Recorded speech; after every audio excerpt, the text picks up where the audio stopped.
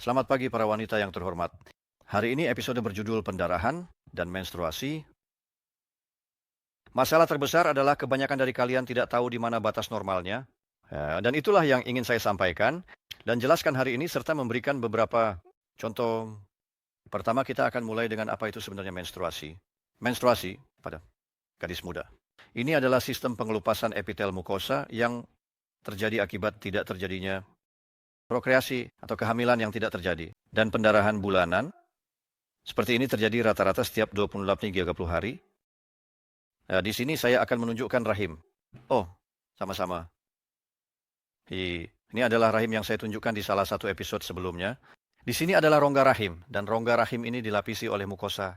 Nah, mukosa ini setiap 28-30 hari sekali akan mengelupas dan terjadilah menstruasi, yaitu mukosa yang terkelupas, jaringan tersebut. Ini sebagian bercampur dengan darah yang telah disaring dan keluar dalam bentuk menstruasi. Ini keluar dalam beberapa hari. Jika sekarang kita memiliki misalnya suatu penyakit, maka menstruasi bukanlah menstruasi, melainkan pendarahan. Pendarahan bisa kecil, sedang, besar, atau sangat besar. Perbedaan antara menstruasi dan pendarahan adalah bahwa jika berbicara tentang menstruasi, itu adalah menstruasi tidak membeku. Nah, sedangkan pada pendarahan muncul gumpalan. Mereka tentu saja memiliki berbagai ukuran. Kemudian kita mungkin berhadapan misalnya dengan mioma yang juga sudah saya bicarakan, atau bahkan kadang-kadang dengan suatu penyakit kanker, tentu saja, yang berkaitan dengan otot rahim. Sekarang, setelah kita mengetahui hal ini, kita beralih ke bagian kedua, yaitu bagaimana seharusnya hati-hati, seberapa besar seharusnya menstruasi. Nah, menstruasi normal selama beberapa hari, 5, katakanlah 6 hari, memiliki volume sekitar 10 mili. Apakah itu banyak? Menurut saya, tidak banyak. Seringkali, ya, jika dalam satu hari menstruasi meningkat, tiba-tiba menjadi lebih berat dan volumenya berlipat ganda, Anda mungkin berpikir, oh Tuhan, saya berdarah dan tidak tahu apa yang terjadi.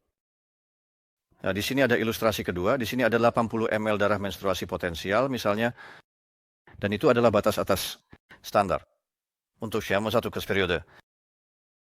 Nah, jadi jika kita membagi darah ini selama 5-6 hari, maka kita memiliki menstruasi yang berat, tapi itu belum merupakan tragedi.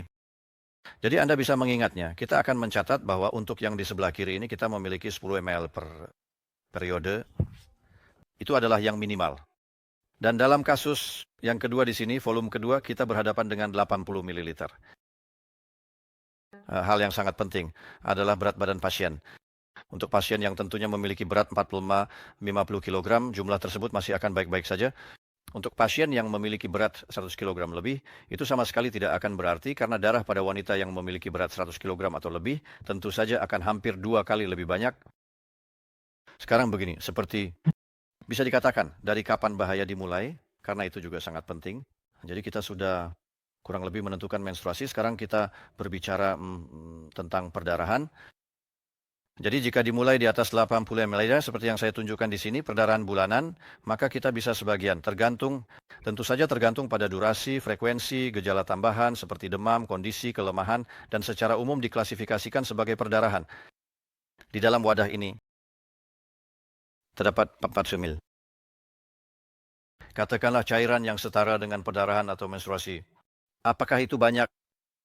400 atau sedikit? Itu adalah jumlah maksimum yang secara teoritis dapat hilang dalam sebulan. Mungkin bahkan sedikit lebih sedikit. Mengapa tepatnya 400? Karena saya mencoba mencari beberapa angka spesifik tentang perdarahan dalam literatur.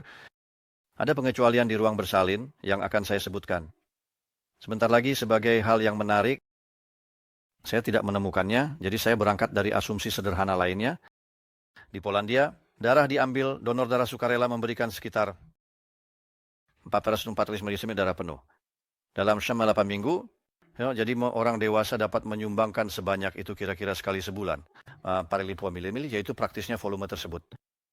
Jadi jika kita menghitungnya sebagai, katakanlah, pendarahan, kita memiliki batas atas daya terima tubuh kita dalam hal pendarahan. Tentu saja ini seharusnya sudah menimbulkan kekhawatiran, karena pendarahan dalam kasus misalnya munculnya kanker bisa seperti ini. dan seperti itu, dan tentu saja bisa juga maksimal. Kalian para wanita yang baik tidak tahu apa sebenarnya yang dialami masing-masing dari kalian. Saya tentu saja tidak bisa membantu setiap orang. Karena itu tentu saja secara fisik tidak mungkin. Tetapi yang terpenting adalah kalian bisa membedakan 10 mililiter dari 80 ml per siklus. Sampai batas atas pendarahan dalam, katakanlah beberapa minggu. Jika kalian mengalami pendarahan lebih banyak, kalian harus segera menemui dokter. Kasus ini adalah masalah yang sangat penting. Karena harus diambil tindakan lanjutan diagnostik untuk kemungkinan penyakit. Untuk pengetahuan, sekarang saya akan berbicara tentang persalinan secara umum. Persalinan, Shu.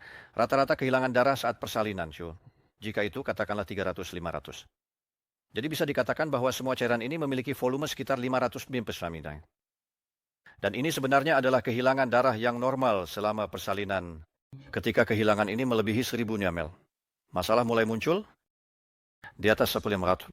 Pasien sudah sangat lemah dan praktisnya jarang sekali bergerak.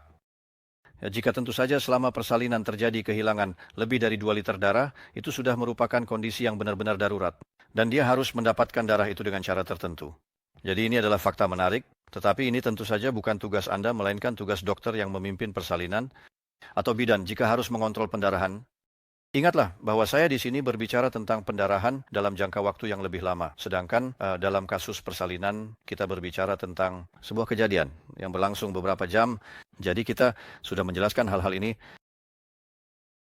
Hari ini saya tidak akan berbicara lebih banyak, tetapi ada sedikit fakta sejarah yang menarik. Yaitu karena kakek saya juga adalah seorang dokter di Lviv sebelum Perang Dunia Kedua, bukan perang yang sedang berlangsung saat ini. Sehubungan dengan itu.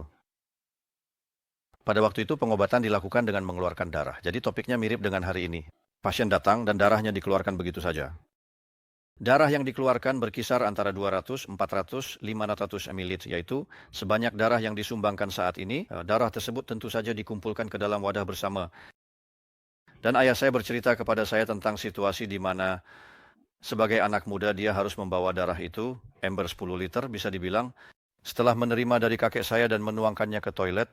Jadi sini adalah fakta menarik, sejarah dan pengobatan dengan mengeluarkan darah. Mari kita akhiri presentasi hari ini. Semoga harimu menyenangkan dan sampai jumpa lain kali.